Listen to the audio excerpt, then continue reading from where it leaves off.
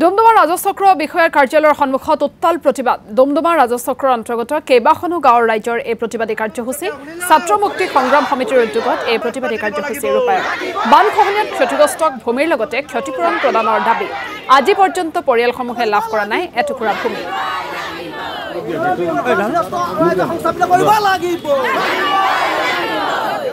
পুৰা একদম কৰদৰগুড়ি গয়াটিং বা একেবাৰে বাগজান সেই অঞ্চলটোলৈকে অনন্ত নলা যেটো 1992 চনৰ বানৰ পিছত ডিবু নদীয়ে মিলি একদম সন্ত্ৰাসৰ সৃষ্টি কৰিছে সেই অঞ্চলটোৰ মানুহখিনি আজি তাৰিখত মাটি নাই হ্যাঁ আপোনালোকে তামুলী গাঁৱৰ কথা কওক ইয়াতে তামুলী গাঁৱৰ ৰাইজ আহিছে হুধক তেওঁলোকক কেৱল জিৰণি ল'বৰ কাৰণে এই আইতাসকলে কৈছে মোক হ্যাঁ জিৰণি ল'বৰ কাৰণে কেৱল দুডুবা মানে বুজি লওক যে এটা বিঘা এক বিঘাক 5 ভাগ কৰিলে 2 ভাগ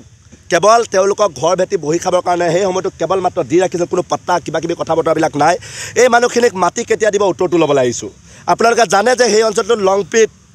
কাঁইটীয়া বৰচাকলি গয়াটিঙৰ 24টাকৈ পৰিয়াল এতিয়া আৰু 2-4টা পৰিয়াল যাওঁ সত্ৰ যাওঁ এই মানুহখিনিক কেতিয়া মাটিৰ পত্তা আৰু ক্ষতিপূৰণ দিব